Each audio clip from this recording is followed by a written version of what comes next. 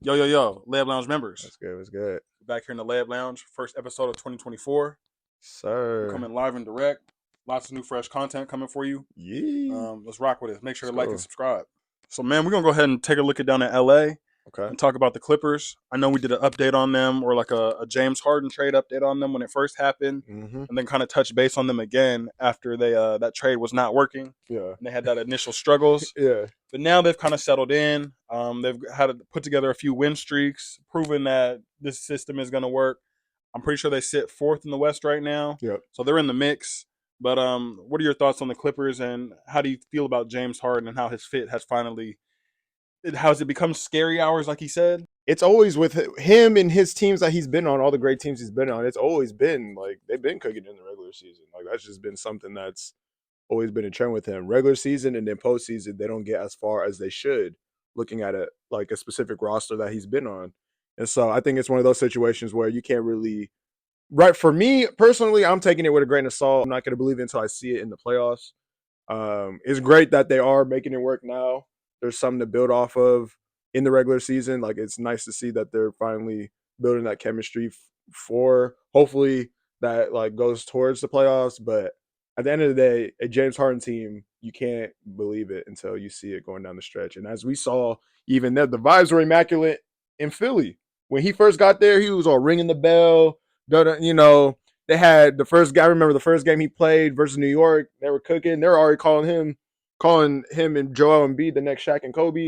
And we see how that ended, almost kind of like Shaq and Kobe. So now he's with the Clippers, and you know it was a rocky start, but you know they've been in a groove these last like 10, 15 games, and like I said, man, it's one of those things where we gotta see it happen now. At this point, I'm not I'm not overreacting to this good stretch of basketball that they're having. How about you though? I agree with you. I think it's the end of the line for this whole team, especially all the stars on this team. Yeah, So I feel like they're all in kind of that mode where we all have to make it work in a sense. Like let's all put our prides to the side, let's put our egos to the side, let's win. yeah, And so if James Harden can really buy into that mantra and really become a part of that team, then I think so. But yeah. like you said, we're taking it with a grain of salt because it's James Harden. Everywhere he's been, he's forced his way out. Even when he got to the Clippers, I was like, he could force his way out of here if it's not working. So Right. it's just I'm taking it with a grain of salt, but at the same time, they have been clicking, and what works for them is now James Harden has closers around him. He has good players. Not that he hasn't had good players before, but there's a lot less pressure on him. I feel like, Okay, so you said there's a lot less pressure on. You talk about Harden, right? yeah, There's a lot less pressure on Harden. So speaking on that, then who has the most pressure on that Clippers team? I think the most pressure goes to Kawhi Leonard. Really? I think it is, and that's just because he's taken a team to the finals. He's won Finals MVP.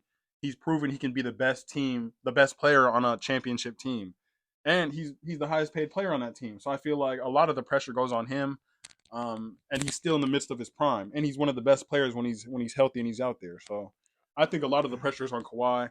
I think secondly, you look at Paul George. I was gonna say I disagree with the first part you said with Kawhi. I think it's Paul George Why is that? because Kawhi has done it already. He could retire today, and he's one of the greats. Like I feel like anything he does now, especially coming off that Toronto championship, anything he does now is just extra to what he's already accomplished. I mean, a defensive player of the year might be cool for him, but other than that, I think that he's got the accolades. He's got all those things that he's already solidified to me. So I think Paul George, he did good early in his career with the Pacers. Those battles with LeBron, going into OKC. It was kind of they had their ons and offs. And then you get waved by Damian Lillard, and that was it. That was and he ran from the grind. You know what I'm saying? As soon as that happened, it was over for But him. that's why I don't think there's any pressure on him at all, though, is because he's established himself as he's not trying to be the guy. He's established himself as like a number two, Mm. not a true like one, like an alpha. He's a Robin in a sense. Like he's okay You, sharing the you think rock. he knows he's a Robin? I think he knows he's a Robin, and Okay. he's. I've heard him talk on the podcast, P, where he said he's not afraid of being that second guy, being like a number two option, and I think in a sense that hurts him when it comes to that. But I mean, I think, yeah. I mean, I don't know. I think that hurts the team because a while back we heard Kawhi talking about when I get my opportunity, and that to me is like, bro, like you're number one. He should know he's number one, but like him saying something like that goes to show like he's okay with almost not being number one at this point. And I think that, like I said, Paul George hasn't really won anything. At least Russell Westbrook has an MVP. He has the triple doubles, so he's already solidified in his own. A ring would just add on extra to what he's got. But Paul George, I mean, he has a couple All NBAs, he has a couple All Stars, but outside of that, I think he has a most improved player out there. But other than that, I don't know. Like we talk about Hall of Fame, and to me, I think a ring solidifies that. But right now, honestly, I think it's iffy. I just feel like there's more pressure on him because he has done it before. And so because he set that precedent and that standard of like, yo, He's done what before? Kawhi. I'm talking about Oh, Kawhi. Kawhi. Okay, yeah. I'm talking because he's done it. That's why I feel like there's more pressure on it. Like, okay, why aren't you doing it here? You've been here for 4 or 5 years now, and we've done That's nothing. fair. Like, That's fair. so you went to Toronto for one season, had the framework of a championship squad, and won a championship. You've come here. We've given you everything you've asked for. We gave you your co-star that you asked for. We've given you James Harden that probably had to go through him to even go get James. We went got Russell Westbrook. Probably has to go through him again. Anything that goes is going through Kawhi, or at least he has ear of it. So I mean, yeah, that makes sense. I mean, he's there the has best to player be on the some team. pressure on him. Okay, that's he has fair. to go But to get the most pressure. I mean, but yeah, you're gonna ask your franchise guy if you're gonna ask him if these moves are okay because yeah, it is his team.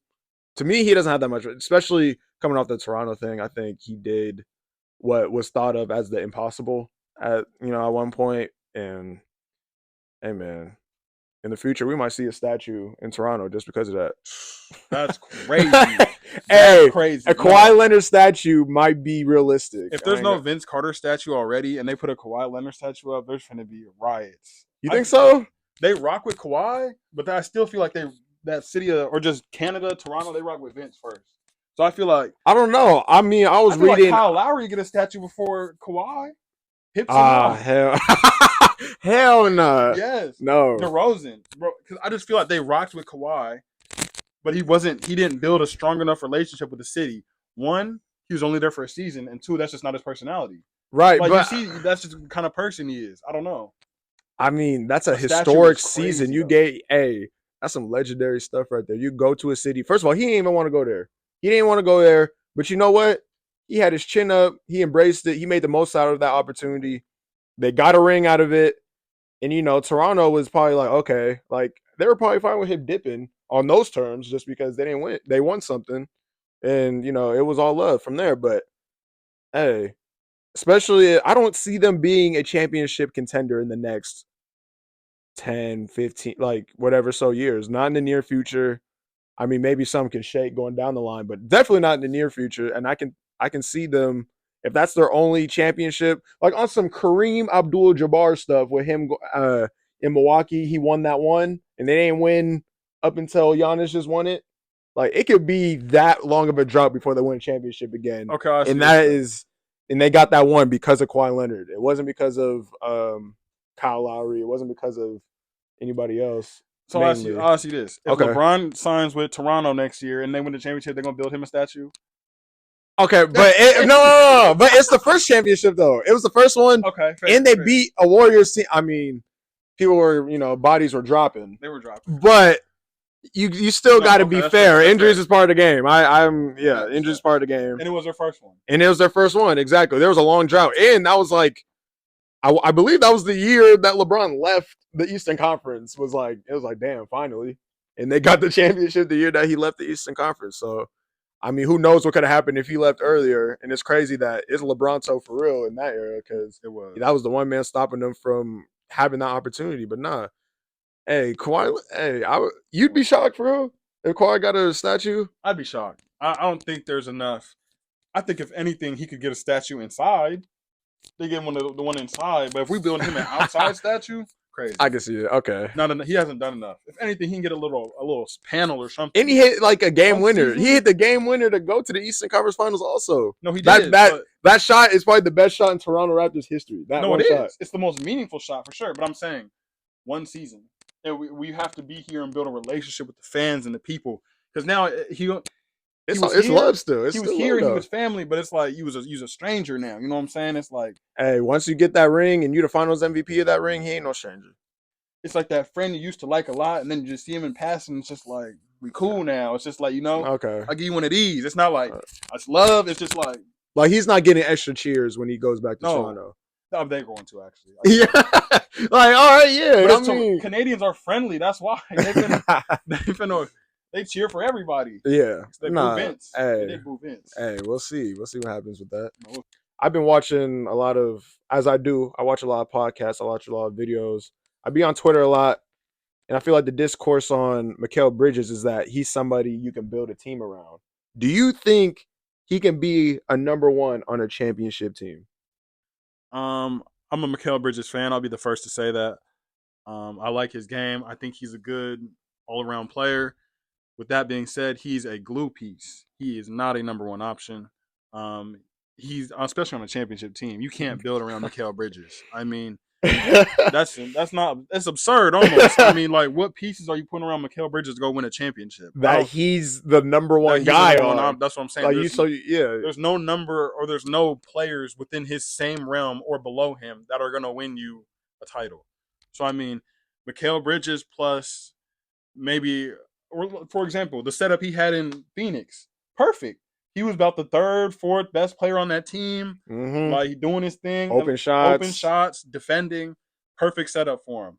Brooklyn right now, he's got a larger role, and so it's making him look like this player that everyone thinks he's not because he's taking these shots that he's not going to take when he has to when he's going to be on a championship team. Yeah. So I feel like what we're seeing right now is Cat, just because, for lack of better words, is Cat, just because it's inflated stats, pretty much. Yeah, I'm right there with you. I mean, maybe he can be a second. You said third, right? Second or third. Second or third. I feel like definitely not the first though. I feel like the Nets making him an untouchable player in potential deals going down the line will hurt that team. Like it'll hurt that team now. It's gonna hurt that team now. It's gonna hurt that team in the future until they realize that he's not a number one. They either need to go get a number one, maybe get off Cam Johnson, maybe get off Cam Thomas, maybe get off Claxton. He's on an expiring. He might not come back. Package that for a true and picks. Maybe Ben Simmons. Basically, pretty much everybody that's on the team but Mikal. You get another superstar, another star around him. I think that player has to be better than Mikal for the Nets to succeed. And therefore, I don't think Mikal is a number one because that's like saying OG Anunoby is a number one. Yeah. To me. And we can get right into that too. We see OG Anunoby get traded to the Knicks. We see OG Anunoby, Precious Achiuwa, your guy Malachi Flynn, sent to the Knicks for RJ Barrett, Emmanuel Quickley, in a Detroit second rounder. That's the 31st pick. So that's a pretty good second rounder. That's almost a first rounder. Do you think, for one, how do you think that makes the Knicks better? Two, what do you think the Raptors are expecting out of this outcome of the deal? And three, I mean, what does this mean for Pascal? Because I think he's on the trade block next. First things first, welcome home, RJ Barrett. It's a long time coming. Yeah. I'm full on getting all the Canadian players to go play for Toronto. So let's make that happen. Shay, you need to go home. Jamal, you need to go home. That'd be crazy. Go play for your squad. That'd be that's what I'm saying. Go play for your squad. I want to see that happen. That'd be fire. I think for the Knicks, though, it's a lateral move. You think so? I think it's a lateral move. Explain that. OG's a good glue piece. He plays and defines his role well. But I think giving up RJ, giving up Quickley, I mean, you lost your bench scoring Quickley, or like your bench spark plug. Yeah. You lost your starting wing, who does pretty much the same thing OG does. Really? You think so? He do the same thing. He defend. He shoot the three. Okay, at a less efficient clip. At a less. Okay. But you know what I'm saying? So I guess you got a little boost there, but at the same time, OG Anunoby doesn't push the needle for me. Is what the issue. He doesn't push the needle for me for the Knicks. If you're gonna make a trade, go make a trade for a piece that's gonna, I don't know, somebody out there. Hey, I'm gonna say that needle. Go get Pascal. Nah, that needle's through the thread way more than when RJ was there. I think the one thing that will hurt the Knicks is not having Quickley. I think Quickley is the guy in this deal. Mm-hmm. I think RJ was focusing on being a guy. I think that's what it was. He didn't know his role. I think he was searching for, I don't know what he was searching for. Like, he was trying to be a star pretty much. And I think that he didn't know, he hasn't came to a realization that it's okay to be a solid role player. I think that's also on Tibbs though. That's just. I feel Okay. like a lot of that goes on Tibbs. Right, but then we have OG, which is I think that he knows what type of stuff that he brings to the table. He's gonna defend. He's gonna hit the corner three. He's gonna take it to the cup.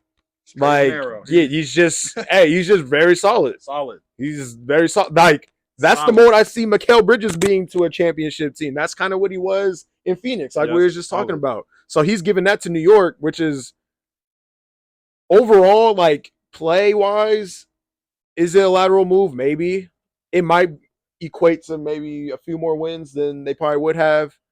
Going to the playoffs, I think he's gonna be really nice. But I also think that this deal is setting up something bigger for the New York Knicks. I think that they're not done. I think they're gonna try to go out and go get somebody else.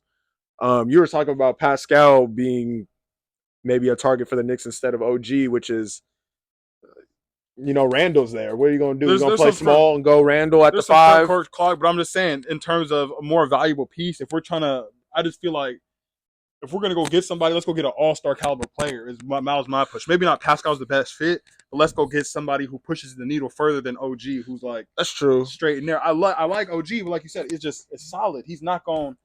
We still, when he shows up, there's no question about who our guys still are. You know what I'm saying? We don't have, there's no adjustment to the pecking order. And I think it still goes JB, it still goes Randall, and then whoever else can eat after that. But see, the difference is between him being there and RJ. Like I said, RJ was seeking to be one of those guys on the pecking order. I don't think OG cares, and I think that's going to benefit the team because he's going to just get what he takes, or takes what he's getting. He's going to take what he gets. So I think in the ego, I don't think.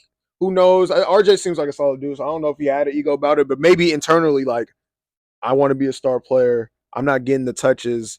But he was also not, he just also didn't come to realization that he wasn't as good as he thought he was. But I think OG, again, he knows who he is, and I think that's going to benefit a team like the Knicks. I think if you got to know who you are in order to succeed on a team. And I think he knows who he is. And I think that a lot of teams will benefit from having guys like that. I think it's deeper than just the numbers because obviously he's only averaging like 16. No, yeah, for sure. And, 16, 4, and 3 or something like that. But I think the impact in the locker room, the impact even on the court, just to stretch the floor. He's respected out there on the 3-point line, but he can also take it to the cup.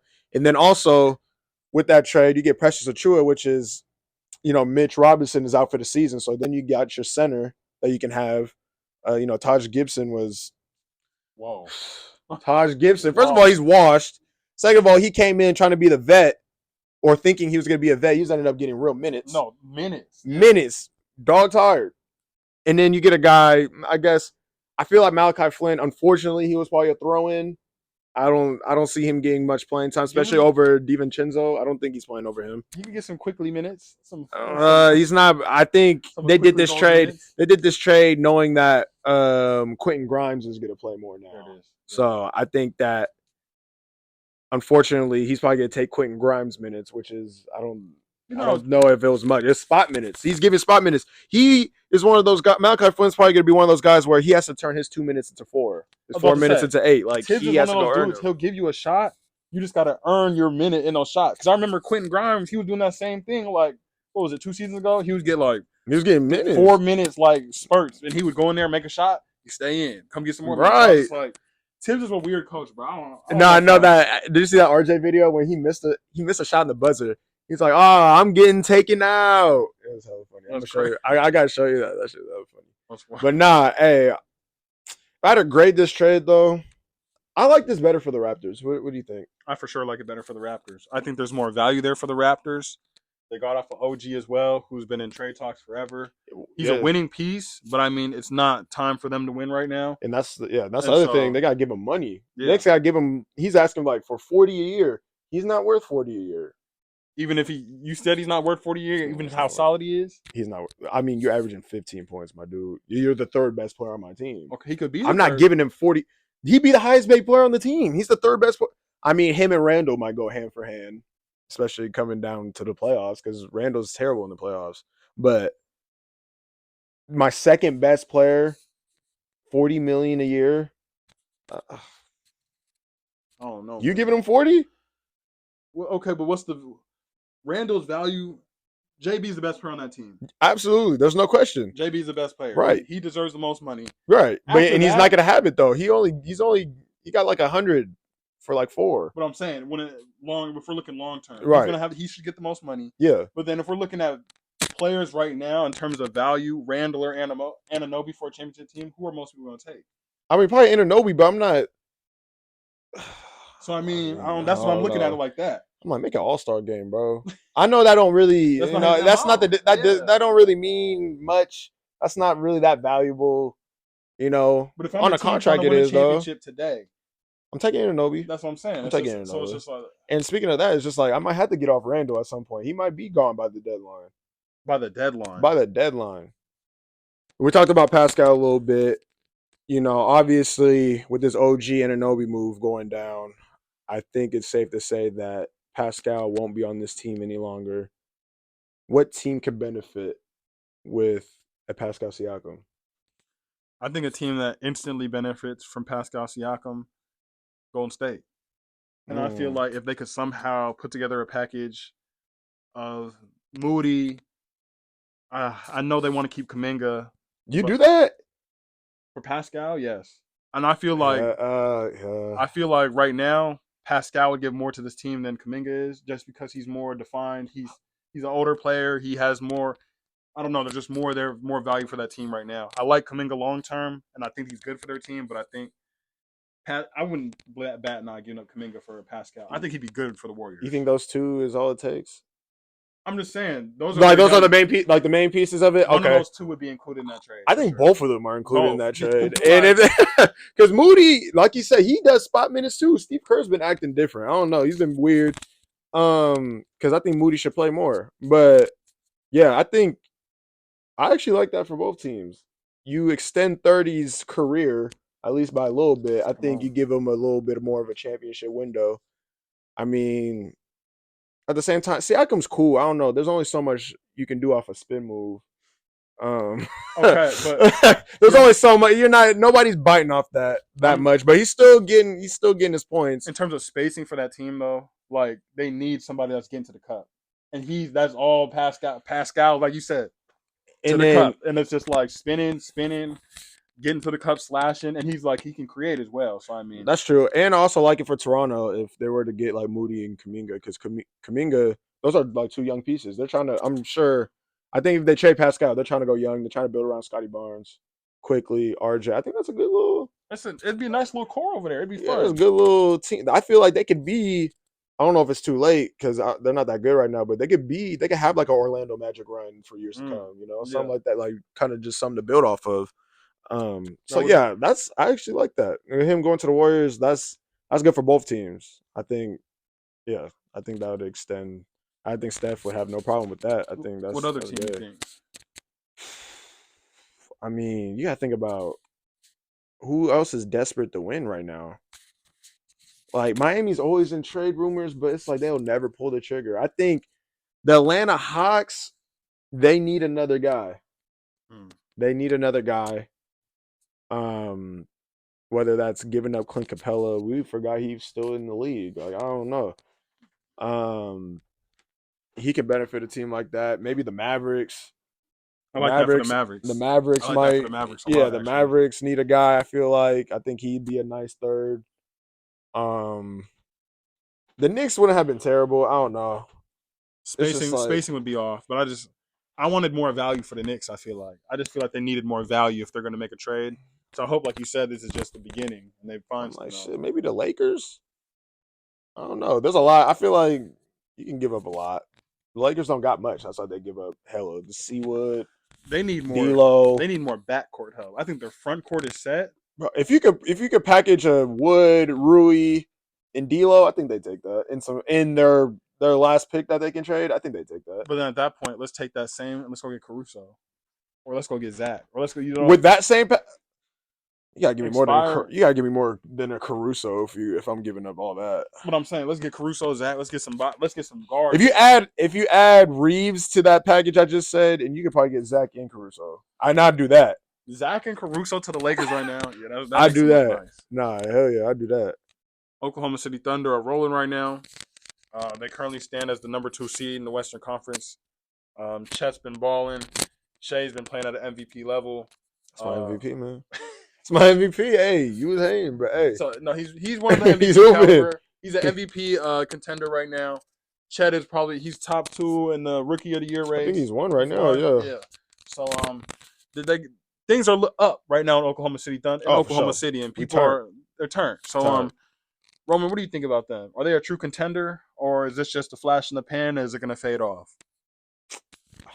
I think that what we're not thinking about is like some of these dudes on this team, a little bit, some of them, they got playoff experience. You know what I'm saying? Shea's been to the playoffs before.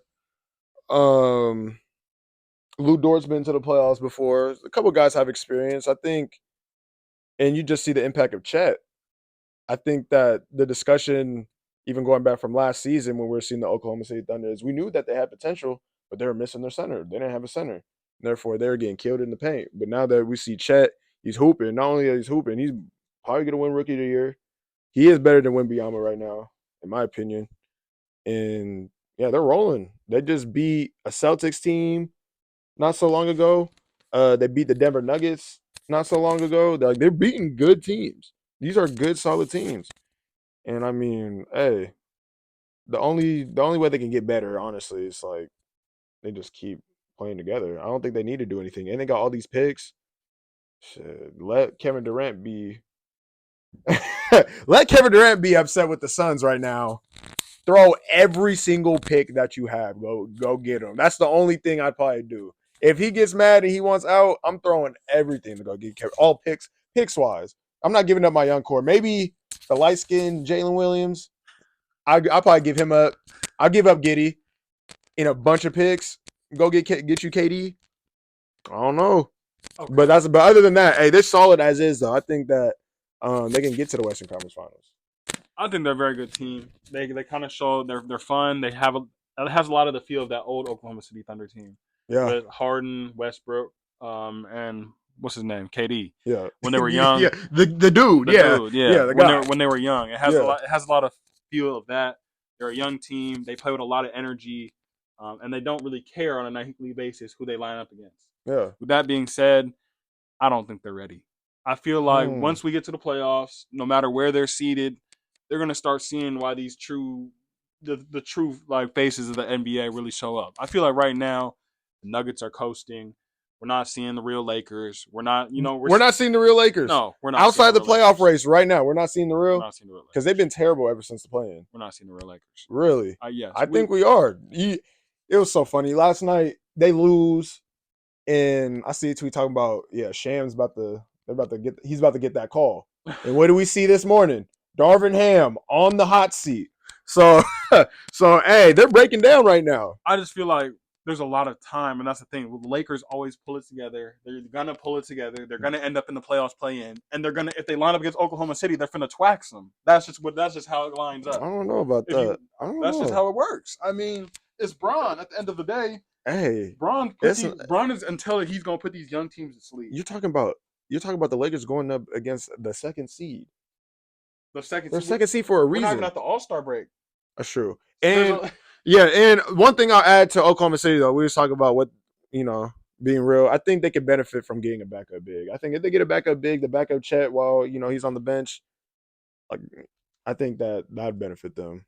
I think that'd be good for them because I think right now the light skinned Jalen Williams, I don't know if he's J Dub or J Will. I forgot which one he is, but he's small. He's too small to be the center. I don't know. I think the OKC Thunder, they're real, but there's gonna be real conversations coming down next, February the 8th, if they really want to go for it or they're just gonna ride with the team that they got. I think they can make it to the Western Conference Finals. I'm not saying they can make the finals, but Western Conference is their ceiling for sure. Are they beating the Timberwolves? Ooh, I see that. Like I said, they gotta get bigger. I see. They gotta get bigger. I see. I see for sure. I see like the Timberwolves, Memphis, and OKC. They're all in like that same realm to me.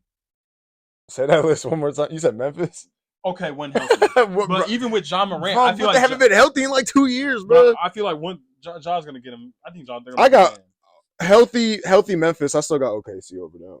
Really, for sure. I just feel like they're all in that same bubble right now, where they're young, but they're old enough. It's time to prove something. You know what I'm saying? Because Memphis don't got nobody other outside of John Morant. Who they got?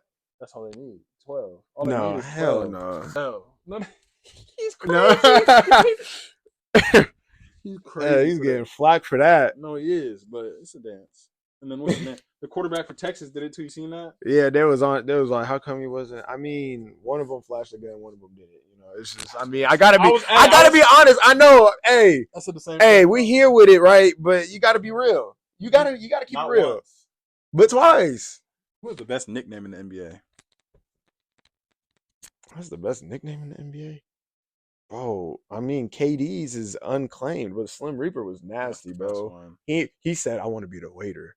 That shit is ass. The waiter is crazy. The waiter is trash. Nah, but Slim Reaper, that one, if he claimed that for real, that one's cold. I mean, the King. Bro's been the King. The chosen one. I like Swiper. That was cool. Swiper's cool. He said Swiper, Spider. Ant-Man is fire. Ant-Man's fire. Chef, the Chef Curry. I mean, nah, that ain't nobody call, but no one calls him that though. No, not anymore.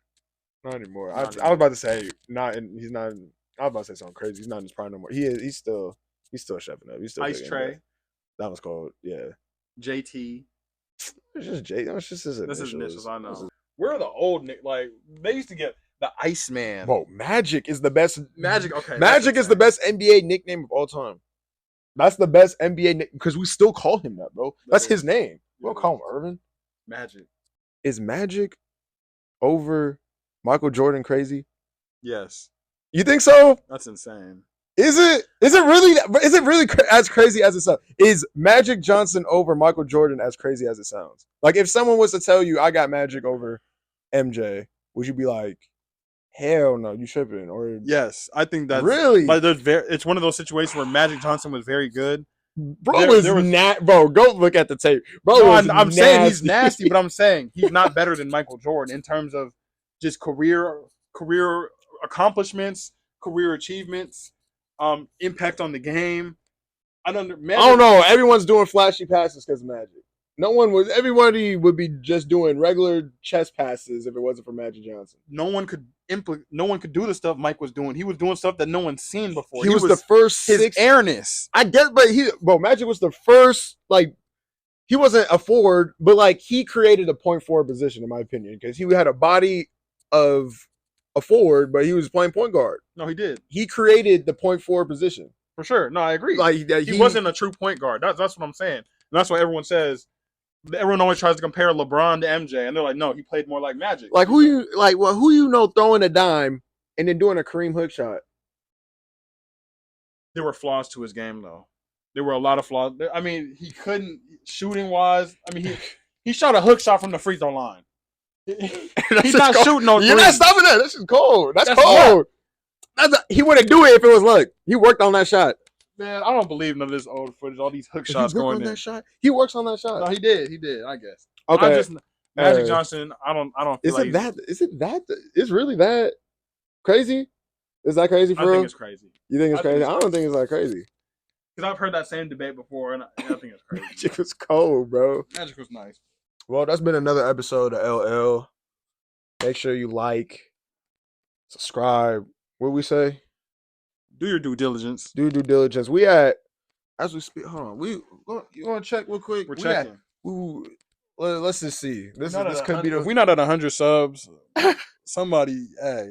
All 99 of y'all got, come on. We at 99 subs right now. We at 99. Hopefully when this drop, we surpass 100 at that point. Come on, y'all. Help us out. We're trying to keep the lights on. Who's better, Bryce or Bronny? Let us know. and we out. Bryce. Else. Bryce.